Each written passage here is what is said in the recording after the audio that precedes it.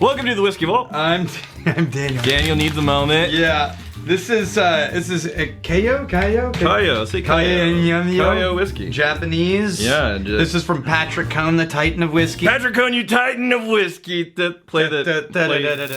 It just blows up because the name is just so powerful.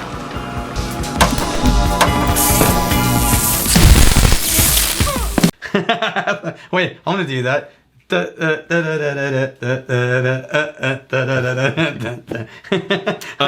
kind of fun. I just glanced at the label, very excited already. Oh, yeah, I know you are, because it's got your favorite. Mizunara oak finish. That's right. I love the Mizunara oak. Yeah. All right. Okay, so there's a whole bunch of really interesting cool shit about this guy now.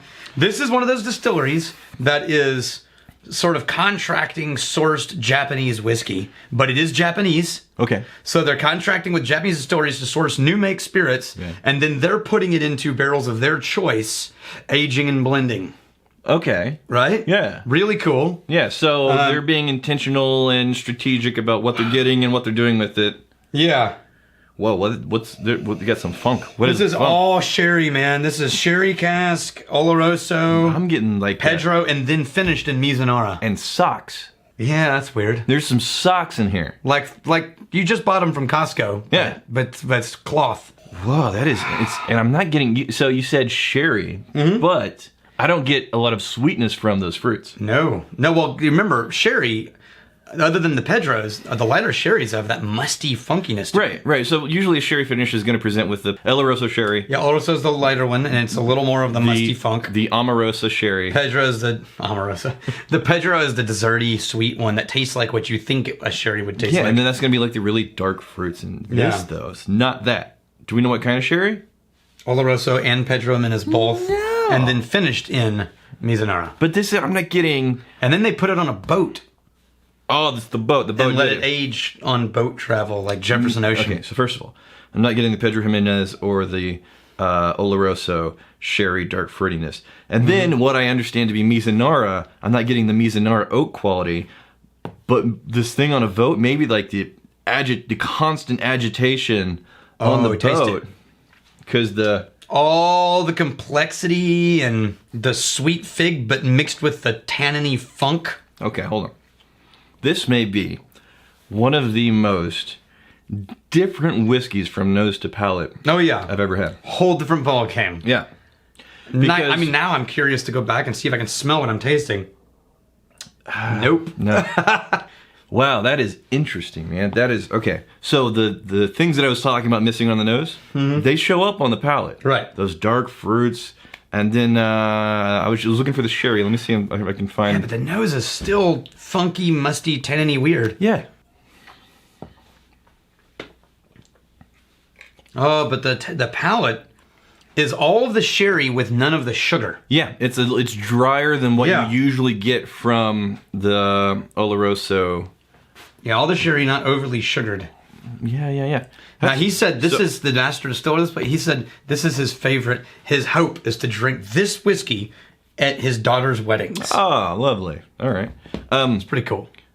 This, and again, we've said this before, but I think every time we pull out a Japanese, referencing the amount of Scotch influence that is in Japanese whiskey right now.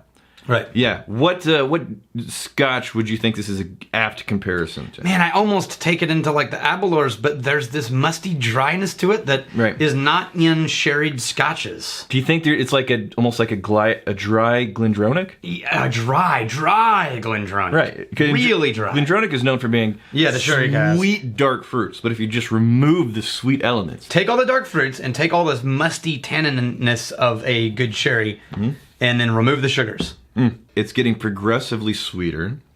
It's mellowing. Bit by bit. There we go. Yeah. Yeah. And now I'm starting to get a little, like a cherry molasses type of vibe.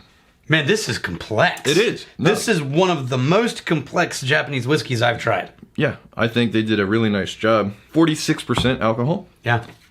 I'm going to let that breathe for a couple seconds. I'm going to pour a little in so that I can let it breathe. Well, yes, I need breathing pours too. Robert Kaiser. How many new craft bourbon distillers have been distilling and aging their own whiskey for at least 10 years now and putting out products at least 6 years old?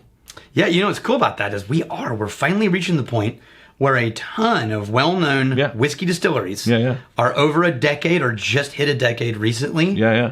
And they're finally releasing some of the older whiskeys. Oh. In Texas, it didn't happen as often. Right. Because 5-6 years in Texas is, it's a thing. Yeah, you got to baby those Yeah. barrels week by week. But all over the U.S., there are craft distilleries finally hitting age points where they're getting into some depth, and we're starting to see what happens at a decade mark with American craft. Yeah. I think that's really exciting. Well, I think it's exciting to see, even just in the single country of the U.S., how from region to region, the climates. the best practices they're having to adopt from these various regions. Yeah, I mean, like very Texas different. having to take brandy lessons in Yeah. order to manage, dosage and Is it brandy or cognac where they're learning? Brandy. It's brandy, okay. Yeah. And it's kind of like a high risk, high reward type of situation. Yeah. Here. And, in the hotter climates. Right. You're trying not to let the barrel get too oaky, too woody, but still let it stay long enough to get some character, some richness. We got Cody Jean. Cody Jean. It's not my love. He's drinking a bottle of Ardbeg. Oh, yeah. Okay, damn it. After half a bottle, I get it.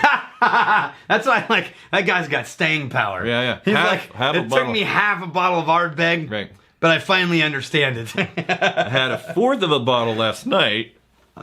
That probably contributed. Right, and kept thinking about it, so I went back today, and I'm a fan. I see the appeal. Yeah. Yeah, it is. Once you get into Isla's, it's one of those things that you leave going like, I don't know. And then you find yourself strangely craving it. Yeah. Like, oh, maybe I should try that again. Yeah. Yeah. I did that recently. It was on Saturday. There was a whiskey that at first I did not enjoy. It's from Wiggle, and Wiggle has several things that I love. They're doing super interesting stuff, but the Pennsylvania Rye from Wiggle, I like. Genetically, my body is not compatible with this whiskey. Yeah. But I can't stop thinking about the whiskey. I keep going back to the whiskey. Like maybe this time. I can't. No, this is not good. But I always finish it because it's so weird for me. Complex. Yeah. And ironically, the things that they do that I absolutely love, I occasionally pour some stuff and it's lovely, but it's just that weird thing. Yeah. That Tree sap. Tree sap rye. I'm biologically predisposed to reject this whiskey. Yeah. No, keep going back. Keep going back. All right, here's to fighting, stealing, and drinking. If you fight, may you fight for a friend. You steal, may you steal, lover's heart. And if you drink, may you drink with us. Hey, thanks for hanging out with us in the Whiskey Vault. Don't forget to throw in a like, hit that subscribe button on the bottom right, and drop a question or comment down below.